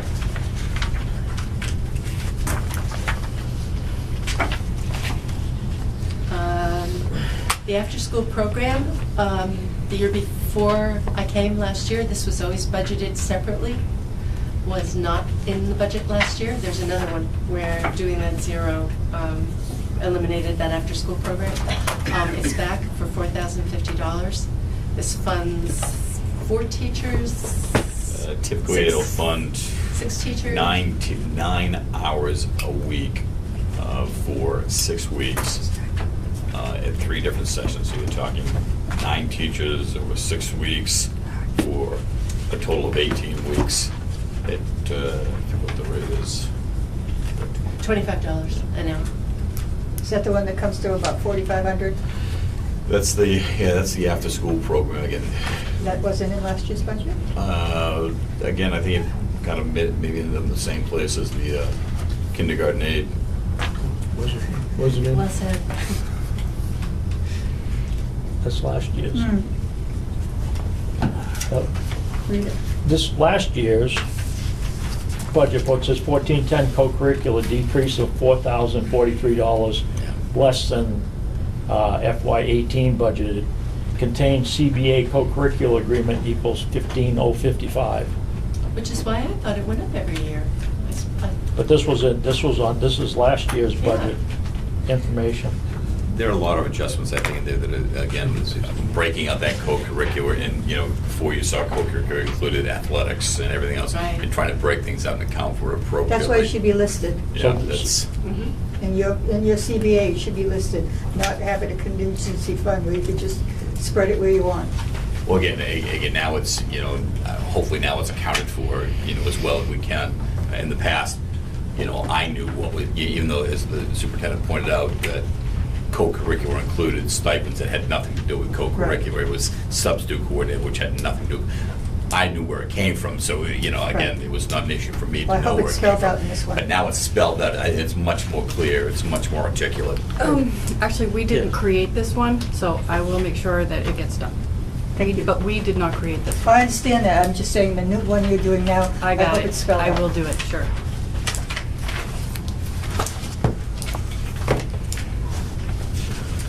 Athletics, there's an increase of $1,546. That is almost totally for that bench with the back, which includes shipping. It is for the sideline for the staff, the players to have a place to sit. The visiting players, right now we have our visitors sitting on the ground. What's wrong with that? It takes them off the game a little bit. I think it Stand gives up. us a bit of an advantage, but we Yeah. want to treat them well. We want to be treated as well when we visit The them. bench okay. is All right, I not get it. comfortable. It's not comfortable, so they'll at least have a place to sit. When I go to games, I have to bring my own chair. So, I mean, not here, but, well, yeah. Nobody wants to sit with me, Jerry, that's what the deal is. I didn't say that, Jerry. I know, but I have this intuition You- thing going. Did we finish with the 1410 line? No, we vote on it. Right, we didn't. Okay. Do we have any more questions on 1410? Co-curricular activities? I've noticed we increased Calumet. Yes. The cost has gone up. Yeah. As well as we have a number of more students. That's why we have 3 teachers this year. And next year is, we're looking at similar kind of numbers. No, you don't have health insurance on the line here. Is that somewhere else in the, These would not come with benefits, They don't. but if they are our staff, they would have the It's- option of having the benefits, and it would be in the section where they are actually working. can I ask about health insurance? Is it just standard, I mean, that families get full coverage and singles? There's no, I understand people don't get covered, get an amount, but it's still unequitable for somebody who's a family to get full coverage and a single person. Right, and your CBA will tell you that whatever plan you are choosing, the district picks up 82.5% for any plan that you choose. Right, but still, if you're a family plan, you still get 82%. If you're Right. single, you get 82% dollar Right. for dollar. Family plan's getting more than the single person. You're correct. And that's never been questioned by anybody? Certainly not in the 2 years I've been here. I'm working with the contract that we have, and that's And that's a kind of the way it's huge structured. amount of money, and it just doesn't seem fair. Fair. And I never worked anywhere in my life where that, in any company in the world that has offered more to people than somebody else because they're married. Right. I hear We- you, but school districts, it's pretty common. Yeah, Yeah. yeah, I I guess. think we're ready to add that to the budget, right? No, well, we had a discussion last year, I think, on that, Elizabeth, at the, on the town, we were discussing the wages and the compensation for the highway department, and I brought up the same point, they were paying like $17. So if a guy was single and getting $17, and someone was married getting $17, the guy that was getting the Yeah. family plan was actually making about $35 an hour, and the other guy was being penalized because Right. he's single, so. Absolutely correct. Absolutely correct. But it's a Right. benefit, they don't actually see the cash, so. No. Yeah, and they should. I mean, I wish it was grossed up, and you had to pay taxes on it, so people would realize it, but it doesn't happen in the US, that's just the way it is. But that is a huge, I mean, that can be almost twice as, some of those insurance policies are like $24,000 a year. So we They don't have are. any control over that at all? I mean, that's just, What is it Well, it's this year? negotiated with the school. I can tell you that the cost to the district is $22,500 and some odd dollars for a family plan. That's 82.5% of it. That's the percent we've paid. Yeah. Is there any penalty for the Cadillac plan this year? The Cadillac plan does not kick in right now. We're still gonna offer that? 2025? I've said this, I know you're new, but I've said this every year, that a contract comes up, I absolutely, matter of fact, I'm not gonna vote for it this year, the Cadillac one. Because we have so many people in town with no insurance. And we want them to pay for a Cadillac health plan. It's just wrong. The Unaffordable Health Care Act really puts screws to a lot of people. 100% agree with you, Howard. Absolutely did. It was pointed out to me, though, that our paraprofessionals in their contract just get 80% of a single plan. So when I was speaking of the teachers being, but the paras were single rate. Do you offer insurance buyouts for people Yes. that? Yes. two. It would have to be in the CBA. I don't believe it's in both, but yes, we offer buyout. Which still isn't comparable to what the others It's get. not a lot, but. No, it's not, but I Not mean, even close. I mean, it's interesting. I'll move the 41,691 under 14 cap. Get a motion? Second. Seconded by Charlie. All in favor? Aye. Anyone opposed? One. You can put me down for one on each one that's over that percent. I'll keep looking your way, Pete. We'll just, Deb will just mark it down. 1420, athletics. Okay, that was the bench. Yes, the increase in that line is the bench with the back. And that was that program that was started a few years ago? Yes, sir. Did you st- Yes, two or sir. three years ago, was that? Probably 4 years ago. No, yeah, really? Has it been Yeah, pretty you well? got 4 years on that one, Jerry. Been pretty well, it's time slips by. Very successful. Has it been, it is Yeah. successful. and- Your kids have enjoyed a great deal, and it grows every year. right now we have co-curricular soccer, and we have baseball and softball. Have the fields been fixed out here? I mean, have they've been all, are they up there? They're maintained, but we've not changed anything. We had looked at configuring them a little differently, but we realized that we didn't have the room to configure them to like a stand-up. Was it Little League or Babe Ruth, Joe? Yeah, there was we looking to kind of change the configuration of the field, where it was directed. We just don't have the room for it, given our fences. Not to change the subject, but that well and everything was all taken care of out there. I mean, was that 2 years ago, a couple of years ago, was that? Yeah, this year, we went and we got that well squared away. But then what we ended up finding was we had a water main break out on the irrigation system. And that well is just, there's no water. The static line's so low that when we go to pump that irrigation field out there, that's when our previous board, we took and put the deduction meter, and we've been running on town water out there on those fields for this last year. Oh. So I turn it on and turn it off when we need it. I don't run it continuously. This past year here was pretty good up until July. And then we turned it on for a month, and then in August, we were okay after that, and shut it back off. So the well's not usable, not? We looked into, you'd have to either refrac it or do another one. Thanks, Joe. Excuse me. Joe, what about pumping up from the river? What's wrong with doing that? Money. It'd be a lot cheaper than a well. Yeah. Do you need permission from the state to do that? If you're pumping out of a lake, I think you can pump something like 10,000 gallons a day or something like Oh, that. you can, yeah. I don't know about a river, but Yeah. I do know they have some very good irrigation systems. I have one at the kids' camp I work at. We pump out of the lake 900 feet up a hill. I would just think that would be something that would be pretty doable. Take the Talk to you straight. about it later, Joe. I'll even show you the two systems we have, and Sure. I guarantee it'd be a lot cheaper than a well. Take the strain off the town water system. Yes, it would. As water commissioner. Well, I wasn't gonna bring that up, but when Joe was saying that in July I Joe was got a- watering the fields, I was like, oh, no. Joe got a call this year. During the water ban too, or just, no, just weekends. Thank you, great. 41, 14, 20. Any more discussion on 14, 20? Move the line. Got a motion for $11,210. Second. Motion is second, all in favor? Aye. Pete's opposed, Mhm. 10 to 1. 10-1. 14:30. 14:30 is a summer school. This is a summer school for students here at the Fall School who might need to increase their skills because maybe they didn't do that during the school year. And the only change, I actually put in reflects more accurately the cost of salary spike and supplies.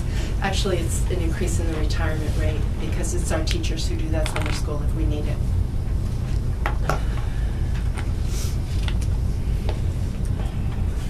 Move the line. Got a motion for 168,924. Second by Howie. Denny. Denny, sorry. All in favor? Aye. I'll go with that one. I was like, I was gonna say, No. you should be voting yes for that one. I don't think you can just do that. You made a pretty big statement that you would vote against everything that we were reviewing. I'll do a couple. It's not working. The $80,000, is that for the officer, is that split with the town, or how's that actually gonna work out as far as who pays for this officer? The town has to pay him because they have to come under the jurisdiction of the chief. It's in the town's budget. So it's in the town's budget, but then the town will get reimbursed from the school. They send the school a bill. Basically. Now, now, I remember when they came to the select board with that, they were gonna have a memorandum of agreement between the town and the school. Has that been, have you seen that yet? I haven't seen it yet. I And haven't an seen MOA it. for the, with the, yeah. They But, got yeah, the only issue is this, that, again, we have to raise and appropriate the money twice. Really? The way this is, we've got the 80 here and we got the 80 in the town, so we have to raise and appropriate 160 for an $80,000 Why? thing. Because it's in the budget Why for should it be- 80,000. Why should it be in this budget? Well, that's my Why should it point. be in the police? Well, it's gotta be in the police. It shouldn't be in this budget. No, I mean, No. we shouldn't raise and appropriate that money twice, Yeah. not as taxpayers. Well, it has to be in this budget If in it- order for them to pay the town back, doesn't it? You understand where I'm coming Yeah. from? Right, yeah. You know, for But I the mean, taxpayers, it's gonna look like we're paying 160. But it's supposed to be 3/4 of the year, so it's the 80,000, the 3/4 of the year for a police 75%. officer to be in. This was the number that we got from the chief when we originally had Yeah. talked to him. He wasn't sure who it was at that point. Yeah. So our portion, he felt, was the 80,000. And this year, we're paying it out of the trust fund. I know, but But next year, I'm not sure. Yeah. You can't both raise and appropriate. well, that's why I'm questioning how we're doing this.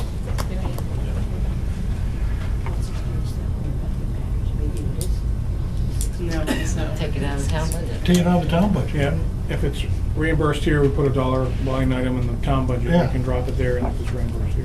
But the town has to pay the officer, so it has to be in the town's Right. budget in order to do the No, payroll. He can be on the payroll, but not in the budget. Yeah. Why shouldn't the office be paid for by the school if the school was using it, the town Can't, not pay it? legally you can't. That's why it We can't asked, be a we asked the zero. chief that question because Okay. the chief said he has to be under my direct supervision as the chief of police in order to be able to do what he's doing. He's gonna be using it through the summer when we're Yeah. not. What about if, well, okay. Somehow, we have to get this straightened out, because I don't want to have to raise that money in both budgets. No, you can't. It's not right. No. Somehow, we've got to get this straightened out. I'll bring it up tomorrow before the selectmen's meeting and see how we're going to do it, but If he's in the town's budget, he is right now. I'm thinking calendar year versus fiscal year. Yeah, it will be. Yeah. You know, Why he'd be in does the town town budget for have payroll to plus bill the benefits school? and. For 1/4 time, for the 1/4 Does that's the town have out to of bill the the trust. school Yes, for that? trust. They do.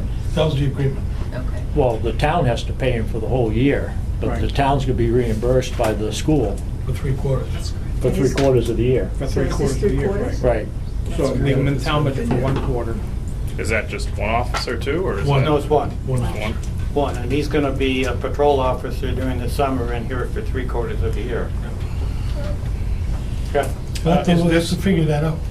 Yeah, right. Is this 80,000 for the full year? No, No. No. So this is for the 3/4. for 3/4 of the year. Including benefits and everything else. Yeah. Including benefits and retirement and insurance. Yeah, we definitely can't have it in both places. No, no. I mean, I didn't think I'd see it. I mean, I should have noticed it before, but I just glanced at it and said, wait a minute, I've already have that in the town budget, so. Dennis, why wouldn't the town just pay the 3 months a year out of their budget? And why 80,000 from the town if it's not, Well, if they're only paying for the three months? That's what I'm gonna bring up tomorrow. I have a selectmen's meeting started at 4, Pete, and I'm gonna bring this up and see how we can work it out so we don't have it twice. There was supposed to be a memorandum of understanding, Yeah. which would delineate how it's gonna be billed and so forth. Yeah. I thought. Yeah, I know. You said that's done, worked right? I out. believe it's monthly. We're Yeah, reimbursing we have the monthly. billing worked out. Right.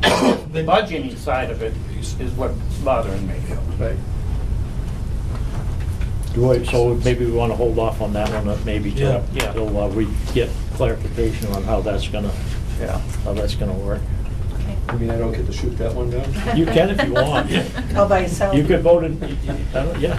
I don't, yeah. The next function is guidance. 21. That is one of the few areas that is decreased.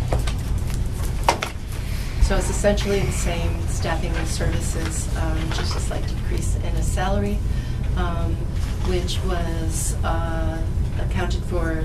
It's a person doing the website, and that stipend would be open to everybody every year, so it's not budgeted with this person. That makes sense. So there's a decrease, but it's somewhere else in the budget. It is somewhere else in the budget, but it wouldn't necessarily go to this person when we Right, open it every year. Yes.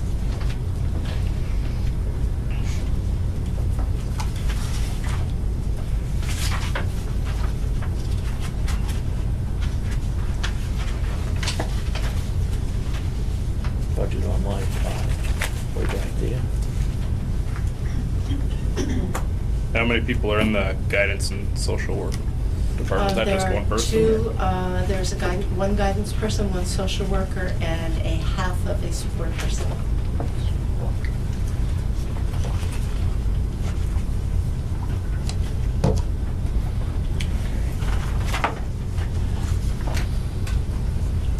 Anybody have any more questions on line 2120? Move the 168,924. Second. Motion for Sewell, second. All in favor? Aye. 9-1, Deb. And then, yeah, we do the counting. Did you say no? No, I said aye. Oh, You did? okay. I wouldn't shoot down when it's under a percent. Well, that's what I thought. Well, you're pretty fickle on this whole deal, Pete, I don't know. So that was unanimous then, that's awesome. 2130. 2130 is nursing services. It's increased by $28,456. This is largely due to an LNA who is child-specific, meaning we have something we call a medically fragile child who requires this service. With that child for most of the time. There may be a little time when she's able to help our nurse out, but for the most part, she's hired a specific child. Now that Can I child add, is needs that it. child coded, special ed? Yes. Why isn't it in the special ed budget? That's what we debated about where to put it. It could have gone into the special ed budget, but considering that she may be helping out the nurse from time to time, it was kind of a toss-up of where we would put it. We thought about splitting it, and then we just thought we would leave it here for now. I don't know, it seems to me that should be in special ed, not here. Because It's a if true it's cost. in and out, you know, from year to year, it's gonna show a big value, I mean, a big Right. change in fluctuation in the amount. So I think you should reclass that special ed. I thought that she wasn't going to be an LNA for that child, that she was going to basically be working as an aide for the... No, initially, we had hired this person to be child-specific. Mhm. There's times, not a lot, where she can help out. Okay. I'd move right to special ed and all the benefits. How many of these could we You want? would move it? Yeah. You know, we're hoping that this is a child that may have not as big a need in the future, a little tyke that may be able to advocate more for himself and do more for himself. So it may be that we might have down the line more time, but right now I would say it's 90% special ed. I'd put it in special Yeah. ed. You put it in special ed? Yeah. Does Okay. LNA get a retirement through us? Is that what I'm reading here? Yes. LNA retirement? The retirement would be for anybody on staff who works more than 30 hours a week. So is this a new position? 30 or 35? Yeah. Position. Yeah. 35 for, No, the half, maybe a little. Why wouldn't this be a private contract with the LNA? I mean, this is more an individual need. I would almost think you'd go to the individual's insurance company and request reimbursement for this charge. I don't understand why, you know, the community is absorbing this personal need when it's personal. you know, I can look into it, but I believe it is an obligation of the school while the child is in school. But certainly I never thought about whether we would ask for reimbursement for insurance. You know, we actually do get reimbursed. If it's a health insurance issue, then But the But the health school insurance- actually does get reimbursed through Medicaid. Yeah, Medicaid. So any service So if we're getting, why are we paying retirement if we're getting reimbursed through Medicaid? I don't understand why we're paying full-time, I mean, on this. Wouldn't it be a private contract? That's not, no, we had somebody that we needed for a child, and we hired an LNA to be our employee. But why? Why wouldn't you do a private contract? I don't think it would be any less expensive. Why would we do that? Because you wouldn't have to provide health insurance and everything else for a private contracted individual. Well, I mean, it'd be a price. I can Price look goes into up. it, but I... Price goes up. Huh? Price goes up. Yeah. Maybe. Can you keep them under 30 hours and somehow, I know they're child-specific, and I don't know how many hours there are in a week, but in school, but is there, I mean, you know, is that an option? It's difficult because the LNA's need is not, you don't end it at the end of the day. You're not setting it, okay, the LNA would be done at 1:30. It's a period of time during the day that they may come out at 9:30 to 10:30 to do something while the student is occupied doing something else that doesn't have that LNA need. So it'd be very, very difficult, we right? would just say- Not possible to Right, to well, keep that's what I that was person. asking, yeah. I understand the question. Yeah. Tracy, do you have a question? How often, and this is not child-specific because there are other students that have needs, have we Sure. called the ambulance in the last month? Well, you were here, I think you were here when we had the 3. ambulance on an odd day where it was 2. And it's not frequent that we have an ambulance come, but it's more than I'm comfortable with. But we do have a number of medical issues within the building that have required the ambulance to come. If I said a dozen times a year, I don't think I'd be overstretching. I might be a little, maybe 10 times a year, but it's more often than I'm comfortable with, but it's certainly a need. Shortage of EpiPens, and we have inhalers, about 20. Yep, and allergic reactions and inhalers, It's a breathing big issues. increase in EpiPens. Yeah, it's an increase in the Can't cost of find them. EpiPens and a decrease in the availability of EpiPens internationally. Yeah. And they're only good for a year, right? They have to be, 2 years. how many? 2 years. 2 years? And you can go to CVS now, get a prescription there. It's $100 for an EpiPen versus the EpiPen brand at $400. Well, the issue with us is not so much the brand, it's the availability. Where we're contacting, we've gone internationally trying to get hold of the epinephrine pen, so that we're the medication, and it's been very challenging. And our other issue is getting the prescription that we need to have it here in the event that there's an allergic reaction that we don't Which I have. understand, but if you have a prescription already for the EpiPen, you can have that Yeah. transferred over. CVS has their own brands. It's just I work been- emergency services, I Yeah. deal with budgets, and I have to buy these Sure. annually, and And I don't know that specific what you're talking about, the CVS, and I can certainly mention. so basically there's that two to us. products out there. They Yep. own pretty much 98% of the market until CVS came out with their own Sure. version of the EpiPen, and it's significantly cheaper. at I'm certainly going to bring that up to our $100. nurse about that. Does it have to be the EpiPen brand, or is it just the medication itself? Same medication. Yep, absolutely. Thank you. So did you say this person was generally responsible for just one student throughout the course of the day? Right. And so this is a student that's physically disabled or emotionally Probably can't ask. disabled in order that this Yeah. person It's is... student specific is all we can say. I'm sorry? I All we can't. kind of classified as student specific. Student specific. Right. So, there you go, Denny. Yes. There you go. There's 20 grand and we can't ask a question about it. I can't imagine, what do we do? What do we do if we get 5 students that have this need? Then we have $60,000 in the budget for each of them to have a private nurse? It's Yeah, and it's possible. confidential. We're not doing this, I mean, Is this a state mandate, a federal government mandate, or? In order to provide school service, you need to have that service, the nursing service available to the student to deal with any kind of, reduce our liability as well, but also make sure that child stays safe. And the nurse that we have on staff isn't capable or available to? It's because of the amount of time that the student needs, as we were talking about there.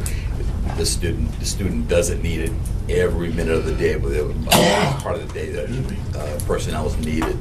The nurse couldn't cover, there's no way the nurse could cover that. That our nurse right now is swamped enough that we're using that LNA at times when there's that downtime to help her with paperwork that's required for her to take care of. So this person's on call in case that? They're not on call, they're in the room, they're with the child as a one-on-one for the better part of the day. This boggles my mind. Welcome to the world. I mean, huh? Welcome to the world of special ed. Yeah. Well, gee, okay, well, that's, I guess we're stuck with it. Are you planning on checking in to see if that I person? am. I will. Because I And would I'll get imagine back if to the you. child needs this much care, they must have insurance. I'll get back to you. I will. Thank you. You're welcome.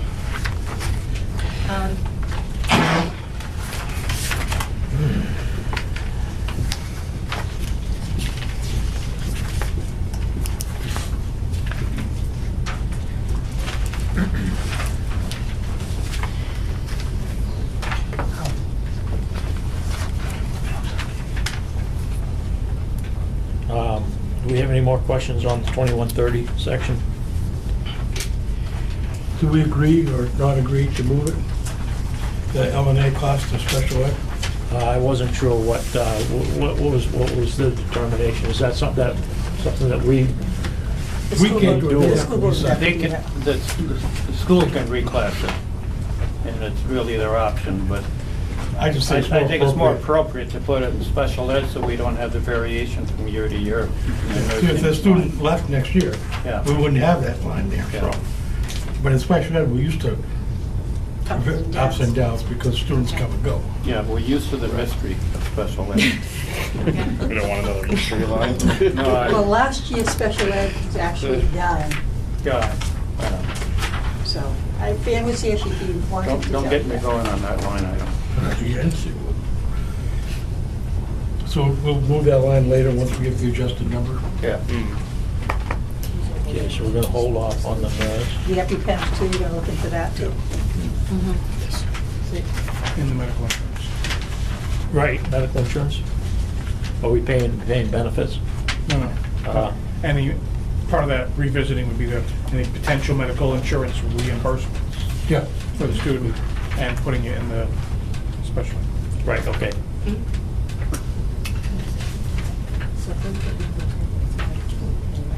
2150 is Zero. moved, Yeah, 20, line big. 2150, so let's see what we got. We apparently I'll move the line. decreased, but Peter might even vote in favor of this one. But was this moved? I think you're hiding it somewhere. Was this expense moved to another line, or is this? Yeah, it says special ed. Yeah. We're done to pay that. So Pete, it's actually, That's what it says. it's actually not a refund, it's actually just transferred, so I don't know how that's gonna affect you. Somebody else's joke, thank you. Just following Denny here. 2210, professional development. Made speech is fine. Eliminated that line. It's increased by 17,000.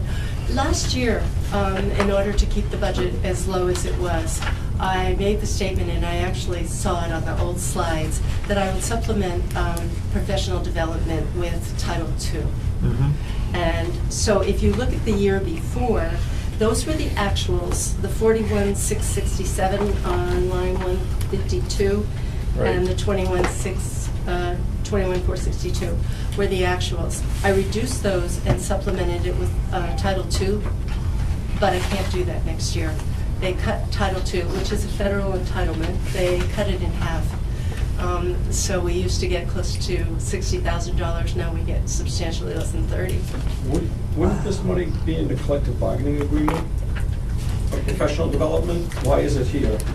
You can find a section in the collective bargaining agreement that talks about what the teachers actually are able to apply for, but...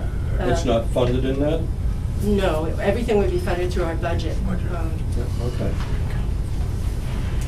So the reason it's back up again is I cannot do it out of Title II next year. It's just been cut.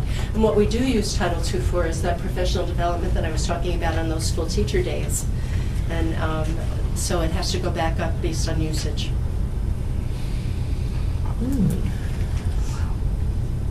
Thank you.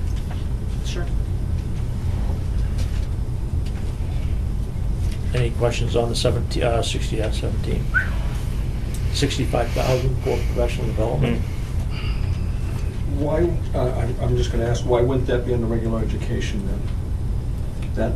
That line, because it just seems to me it's one of the benefits. It's just the way the accounting goes. It's a 2222 state accounting function for professional development.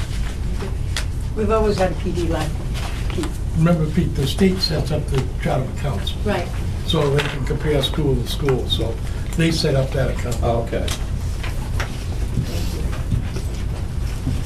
Any more questions on the 65,000 for line 2210? Heck, I'll make a motion to move that. I'll second. All in favor? Aye. Aye. One opposed. It's 8:30. What would everybody like to do? Keep going. What would anybody else have an opinion? I'm sorry? I wouldn't mind bringing up coffee to death for us. That's me.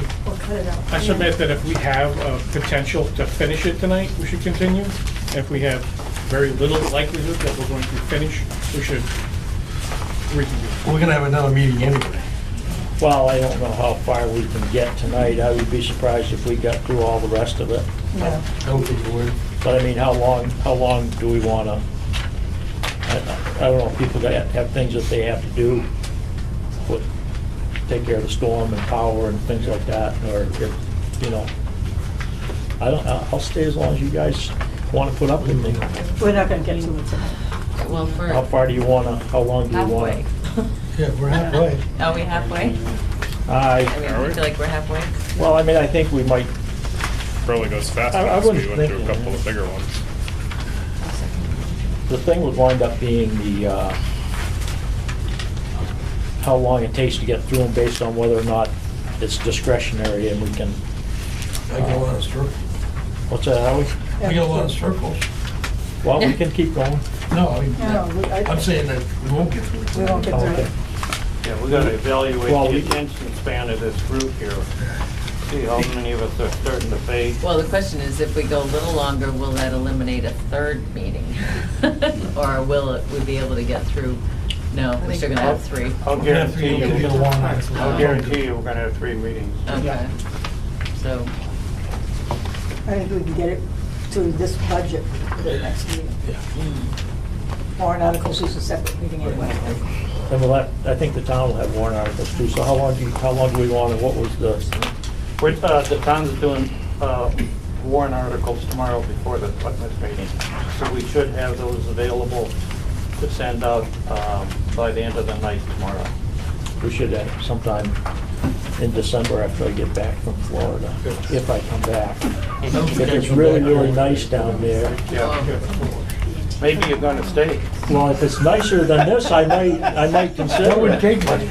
Let's all go. I know, Manchester's better than this. It was 86 on Thursday. I'm sorry? It was 86 on Saturday. Was it? Yeah, Were you down there? yeah. Welcome home. We had a little surprise party for you. Make a motion to adjourn. Well, I want to ask if the board will approve the minutes of the last meeting. The minutes of the last meeting, Mhm. because we did that after we adjourned, or is that? No, the ones that I took for. Oh, last okay, meeting. sure, yeah, we can do that. I sent Everybody it to get that? everybody. Yeah. They were very short. I'll make a motion to accept the minutes. Second. Motion second, all in favor of approving Aye. minutes from that last meeting? You tend to forget minutes. Yes. We do. So we'll, yes. Are we gonna set another meeting tonight? Well, we posted one for December 6th.